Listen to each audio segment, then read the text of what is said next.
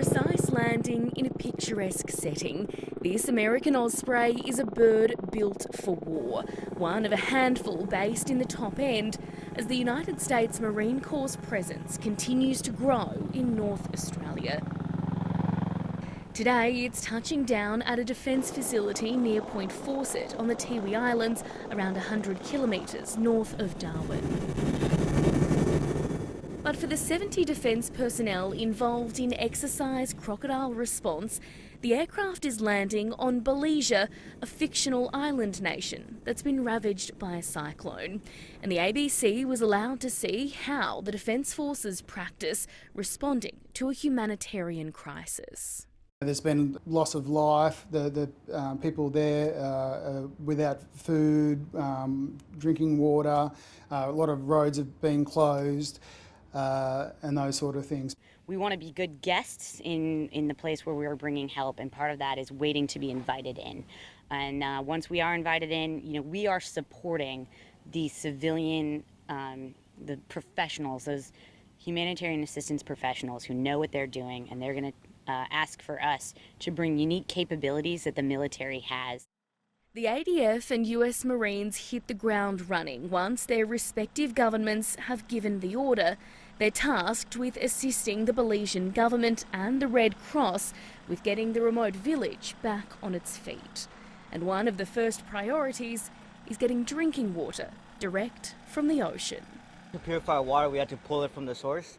As you can see, we have a black hose going down to the ocean, and at the other end we have a dolphin strainer anchor keeping it in place so we can suck up the seawater.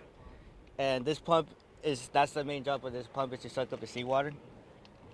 So in order to be able to get the hose down to the water, though, there are some concerns, given that we're in the Northern Territory. Yes. How do you avoid crocodiles while you're trying to get the hose in the water?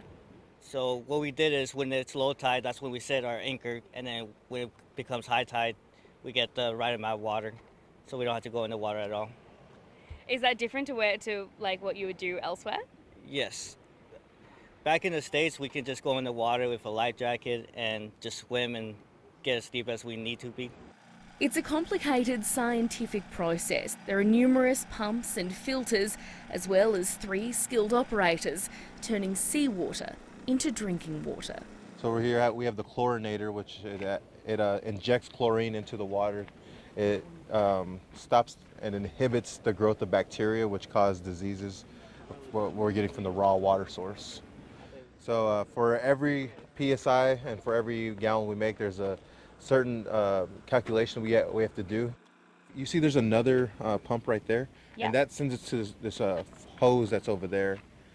And once it goes through there, the chlorine levels are going to drop drastically from there, and then you're going to have potable, clean, filtered potable water. So how long does the whole process take from ocean to drinking water? About 100 gallons an hour. Which, for Australians, comes to about 380 litres. So what does it mean when it's turning pink? So the funny thing is, it looks really dark right now, but you can't look at it from eye level. You have to look at it in the sun. So I put it in the color comparator. Yeah. And I find natural light, and I put it in there. It has to be at 2, so it's just there. Notice it right there? Yeah. And boom, we have good potable drinking water. Amazing. Can we taste test it? You can, yes.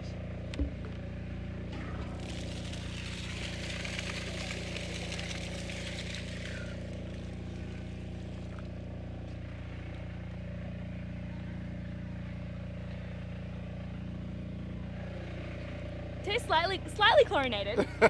But safe. But doesn't taste like the ocean, so Good. that's good.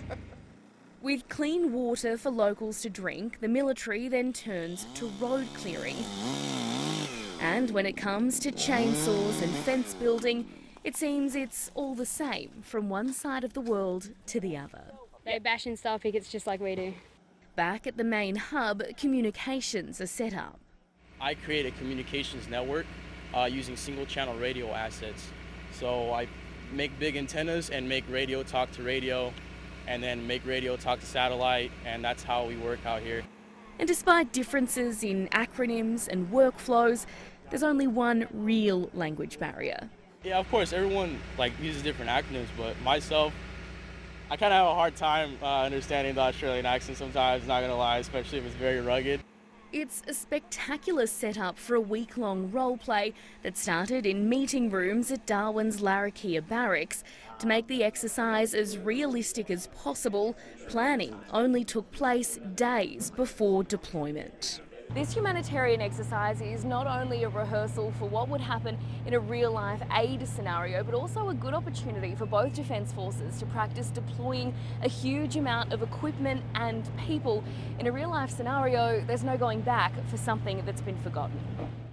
Ultimately, the mission was successful. A final role-playing scenario saw DFAT representatives given a final thank you from the Red Cross and villagers, played by a separate group of Marines. I'm there to associate and talk to either the government or the military in terms of getting, aid or food, water, whatever the people need.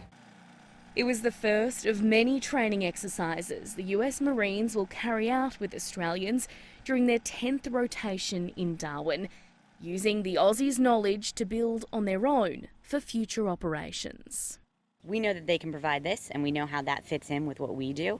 And so if it's properly tasked out by the civilian authorities, then we can get assigned those tasks and move forward in the best way possible. This year's crocodile response was also observed by the Indonesian Army for the second time, in the hope they'll be able to participate in a future exercise. Melissa McKay, ABC News, Point Fawcett.